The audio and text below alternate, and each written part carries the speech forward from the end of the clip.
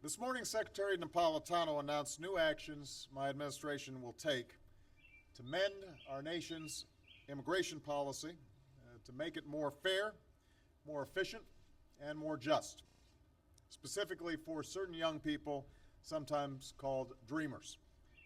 Now, these are young people who study in our schools, they play in our neighborhoods, they're friends with our kids, they pledge allegiance to our flag.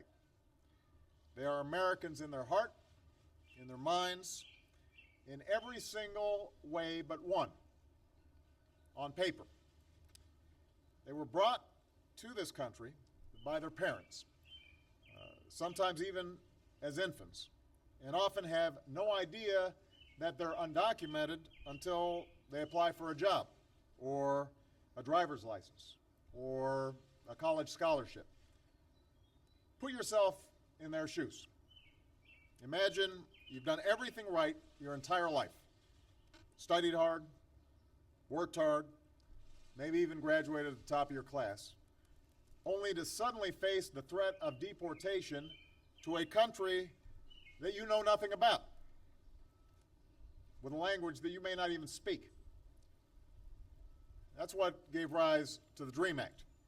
It says that if your parents brought you here as a child, you've been here for 5 years, and you're willing to go to college or serve in our military, you can one day earn your citizenship.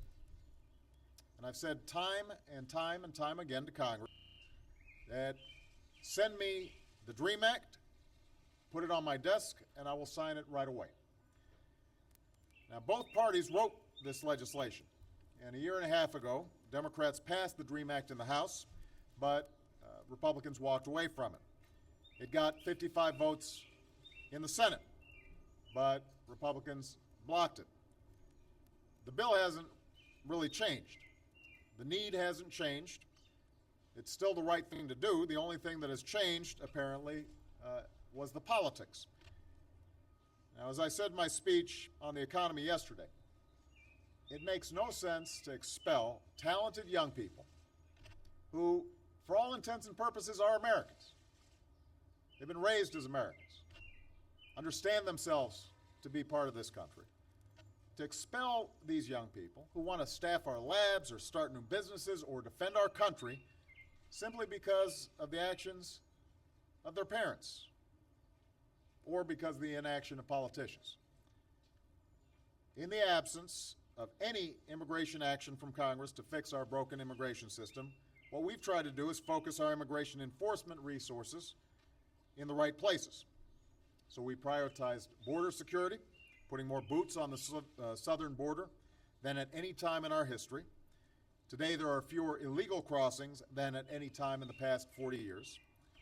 We focused and used discretion about whom to prosecute, focusing on criminals who endanger our communities rather than students who are earning their education. And today, deportation of criminals is up 80%. We've improved on that discretion carefully and thoughtfully. Well, today, we're improving it again. Effective immediately, the Department of Homeland Security is taking steps to lift the shadow of deportation from these young people. Over the next few months, eligible individuals who do not present a risk to national security or public safety will be able to request temporary relief from deportation proceedings and apply for work authorization. Now, let's be clear, this is not amnesty. This is not immunity. This is not a path to citizenship. It's not a permanent fix. This is a temporary stopgap measure that lets us focus our resources wisely while giving a degree of relief and hope to talented, driven, patriotic young people. It is the right thing to do. Excuse me, sir. It's not time for questions, sir. Not while I'm speaking. Precisely because this is temporary, Congress needs to act. There's still time for Congress to pass the DREAM Act this year because these kids deserve to plan their lives in more than 2-year increments. And we still need to pass comprehensive immigration reform that addresses our 21st century economic and security needs. Reform that gives our farmers and ranchers certainty about the workers that they'll have. Reform that gives our science and technology sectors certainty that the young people who come here to earn their PhDs won't be forced to leave and start new businesses in other countries. Reform that continues to improve our border security and lives up to our heritage as a nation of laws and a nation of immigrants. Just 6 years ago, the unlikely trio of John McCain, Ted Kennedy, and President Bush came together to champion this kind of reform. And I was proud to join 23 Republicans in voting for it. So there's no reason that we can't come together and get this done. And as long as I'm president, I will not give up on this issue, not only because it's the right thing to do for our economy, and CEOs agree with me, not just because it's the right thing to do for our security, but because it's the right thing to do, period. And I believe that eventually enough Republicans in Congress will come around to that view as well. And I believe that it's the right thing to do because I've been with groups of young people who work so hard and speak with so much heart about what's best in America, even though I knew some of them must have lived under the fear of deportation. I know some have come forward at great risks to themselves and their futures in hopes it would spur the rest of us to live up to our own most cherished values.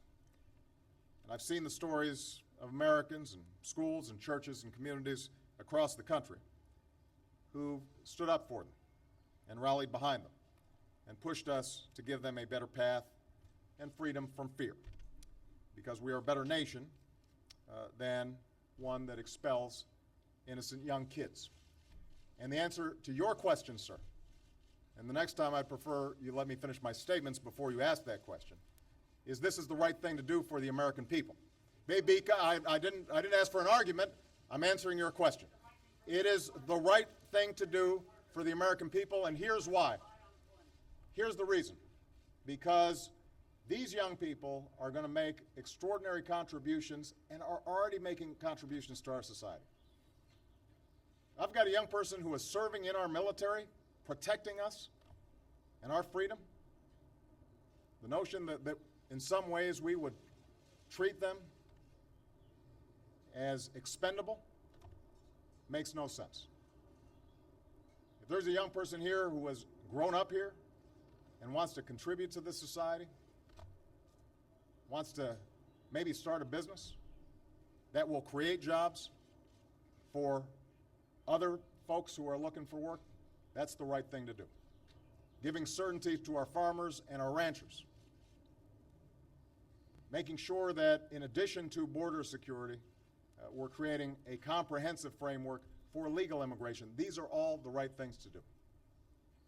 We have always drawn strength from being a nation of immigrants, as well as a nation of laws, and that's going to continue. And my hope is that Congress recognizes that and gets behind this effort. All right? Thank you very much, everybody. Specifically ruled this out, sir, last year. What about American workers who are unemployed while you import foreigners?